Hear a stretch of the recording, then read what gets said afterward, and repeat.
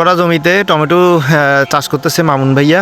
এখানে প্রত্যেকটা গাছে খুঁটি দিয়ে গাছগুলা খুঁটির সাথে বেঁধে দেওয়া হচ্ছে। খুঁটি সংকটের কারণে এখানে দড়ি দিয়ে খুঁটির কাজগুলো করা হচ্ছে, আর প্রত্যেকটা গাছের শাখার বা কুশি কেটে দিচ্ছে যাতে গাছের গ্রোথ এবং টমেটো ফলন ভালো আসে। গাছের জাতের নাম হচ্ছে যে কি বাহুবলী। আর আমরা আছি বর্তমানে এখন দর্জিপাড়ার পূর্ব পাশে 7 নং ওয়ার্ড, পূর্ব মলিয়াস 10 নম্বর ইউনিয়ন 7 নম্বর ওয়ার্ড, মলিয়াস খালের একদম পাশে। এখানে পানি সেচ দেওয়ার একদম উপযুক্ত জায়গা, যদিও এখন খালে পানি নাই।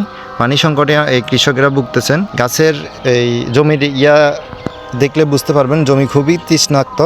পানি পেলে গাছগুলা একদম দড়ি বেয়ে উপরে উঠে যাবে প্রত্যেকটা গাছ।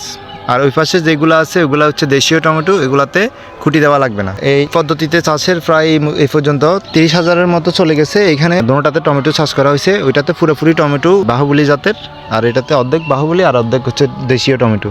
প্রত্যেকটা গাছ এভাবে প্লাস্টিক দিয়ে বেঁধে দেওয়া হচ্ছে। ও পাশে এগুলা এই খুঁটির সাথে বেঁধে দেওয়া হয়েছিল। আর এদিকে জমির মালিক মামুন ভাই প্রত্যেকটা গাছে শাখার কেটে দিচ্ছে, পাশাপাশি গাছগুলাকে রশির সাথে বেঁধে দিচ্ছে।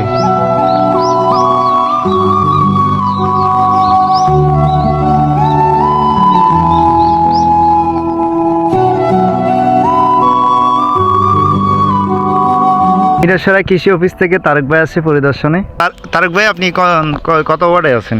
আমি আছি আপনাদের 4, 5, 6 এবং 7, 8, 9 নাম্বার ওয়ার্ডের দায়িত্ব।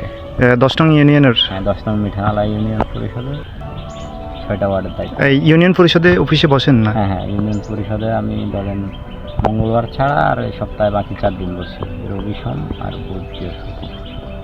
আচ্ছা, আজকে কোনো সেমিনার আছে নাকি? আজকে আপাতত কোথাও কোনো সেমিনার নাই, আছে জাস্ট মাঠ পরিদর্শন আছে।